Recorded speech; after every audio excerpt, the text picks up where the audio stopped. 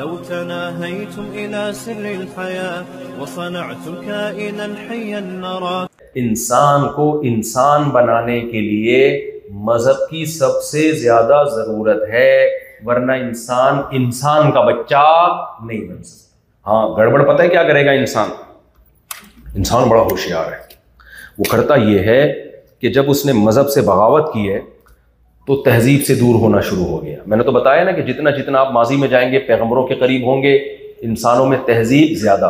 हाँ, आप कुछ ऐसी कौमों की मिसालें ना दें जो पैगंबरों से दूर हो गई थी, वो तो फिर उनमें तो वहशत नजर आई। जो पैगंबरों के करीब कौमें होंगी उनमें तहजीब बोलो ज्यादा। अब जैसे जैसे आप मजहब से दूर हो गए ना, आप में तहजीब खत्म होगी। लेकिन शैतान एक काम आपसे करा देगा, आप में अखलाकी बुराइयां पैदा करेगा और उन अखलाकी बुराइयों पे लेबल तहजीब का लगा देगा। इसलिए मैं एक मिसाल देता हूं, कराची में बहुत दफा दी है मैंने कहा, देखो हमारे यहाँ कराची में हीरोइनची और चरसियों की कोई इज्जत है? बोलो ना।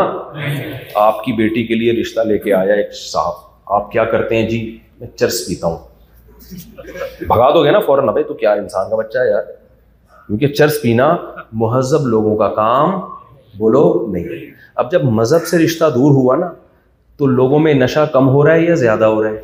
बोलो ना यार। लोग यहां भी बहुत परेशान है, हमारा बच्चा पीने लगा है। तुम अच्छा, शराब भी ऐसी चीज है। बच्ची के लिए वो रिश्ता लेने के लिए आया, क्या करते हो? अंकल ये पीता हूं।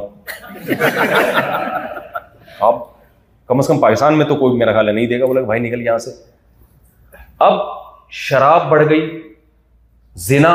देखो इंसानों में जानवरों में फर्क क्या है? जानवर विदाउट मैरिज रहते हैं, इंसान हमेशा से शादी करके रहते हैं। जानवरों का तो ऐसे ही रिश्ता होता है, फिजिकल रिलेशन होता है। अब मैं क्या जानवरों की मिसाल दूं, आप खुद अक्लमंद है। कोई उनकी गधे का मामू सुना कभी आपने? है आपका ने गधा पाला हुआ, ये मेरा गधा है, ये इसका मामू, ये इसकी नानी, ये इसकी दादी, ये इसकी सास, ये इसका ससुर, ये इसकी बहू, ये इसकी बेटी, ये इसकी पोती। ना ना, क्यों भाई? निकाह नहीं है उनमें, शादी नहीं है। रिलेशन नस्ल बढ़ाने के लिए ना निकाह की जरूरत नहीं है। रिश्ते बनाने के लिए किसकी जरूरत है? शादी की जरूरत है। तभी पैगंबर जिना से बहुत दूर भागे हैं। यूसुफ अलैहिस्सलातु वस्सलाम मिस्र में थे, अजनबी मुल्क में जिस औरत के महल में पले बड़े हैं वही आशिक हो गई, और बादशाह की अजीज मिस्र की बीवी है, वो कम खूबसूरत नहीं होगी। जाहिर है बादशाहों की तो फिर मैयार बहुत ऊंचा होता है ना। किसी ने कहा कि एक बांग्लादेश की हसीना है जो शेख हसीना है, और एक शेख की हसीना है, दोनों में कितना फर्क होता है? क्या ख्याल है भाई? एक है शेख हसीना और एक है शेख की हसीना। शेख की हसीना वाकई हसीना होगी, शेख हसीना के लिए हसीना होना जरूरी नहीं है, क्योंकि शेख के पास पैसा है, उसकी कोई हसीना होगी तो वो वाकई हसीना होगी। तो खैर इस पे और भी बहुत कुछ कहने का है, लेकिन टॉपिक चेंज हो जाएगा।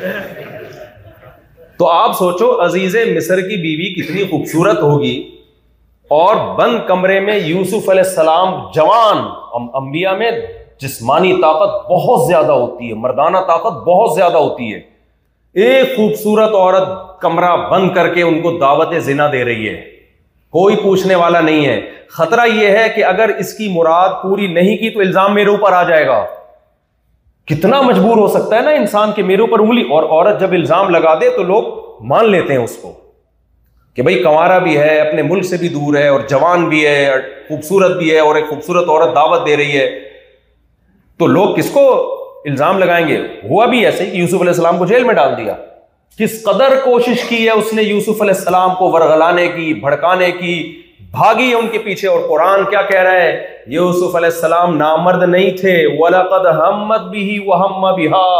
यूसुफ अलैहिस्सलाम के दिल में भी जज्बात थे, औरत की तरफ मैलान जो एक मर्द का होता है वो था, भरपूर मैलान था यूसुफ अलैहिस्सलाम के दिल में। लेकिन क्या फरमाया? माअज़ल्लाह, अल्लाह की पनाह, इन्नहु रब्बी अहसन मथवाया, मेरे अल्लाह ने कैसा ठिकाना दे दिया मुझे एक दूसरे मुल्क में, मैं उस खुदा को कैसे नाराज करूं?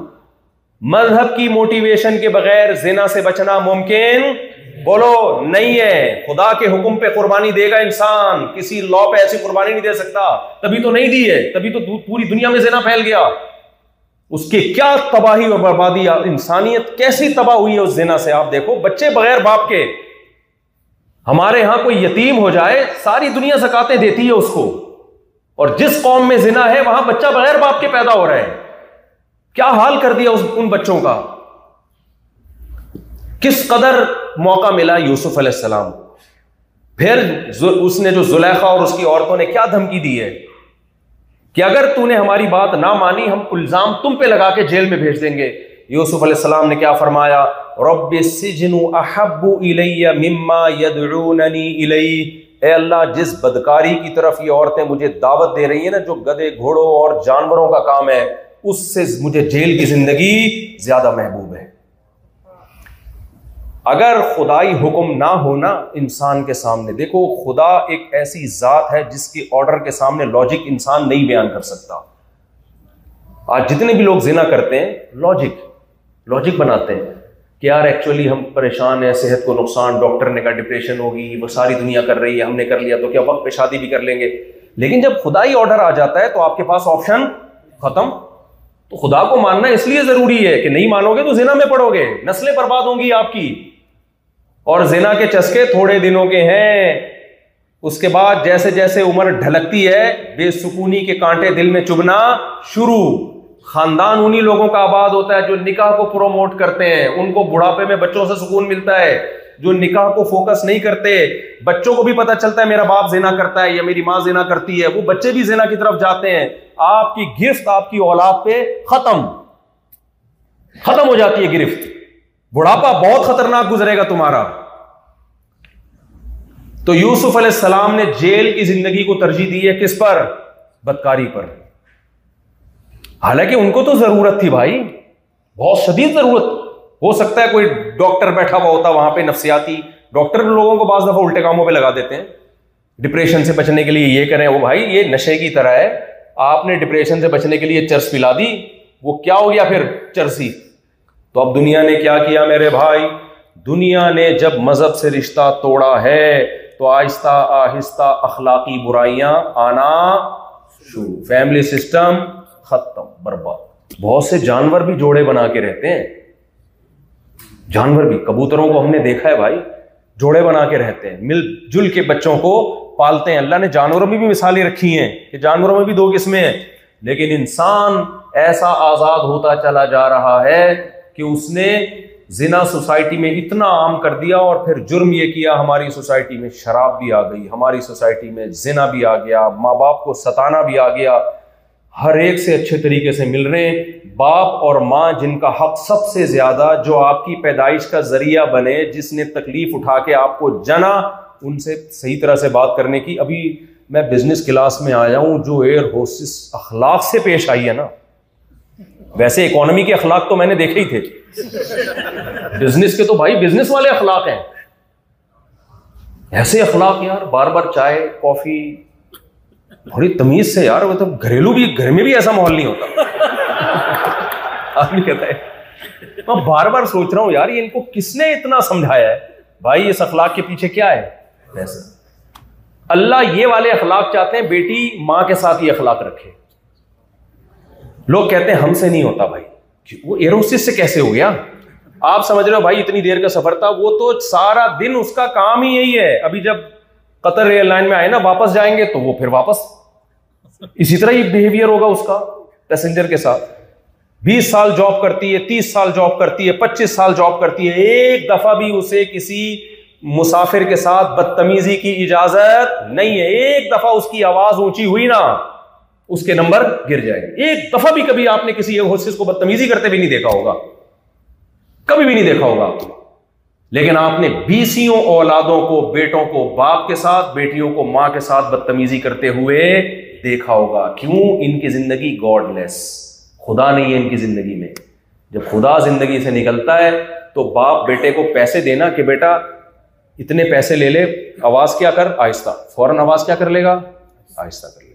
अल्लाह जन्नत दे रहा है, माँ बाप के कदमों में जन्नत है, इनके सामने उफ मत करो, इतने फजाइल सुना रहा है, लेकिन माँ और बाप के सामने औलादों की आवाजें कंट्रोल नहीं, उनके खिलाफ FIR भी कटवा रहे हैं, उनकी जायदादों पे भी जिंदगी में कब्जे की बातें हो रही हैं, उनको इजाजत ही नहीं है कि आपको डांट सके वो। तो भाई मजहब से रिश्ता आपको मजबूत करना पड़ेगा, वरना ऐसी की तैसी हो जाएगी। तो इंसान ने क्या किया, तहजीब से दूर होता चला गया जब मजहब से रिश्ता कमजोर। हवाओ हिर्स वाला दिल बदल दे, मेरा गफलत में डूबा दिल बदल दे।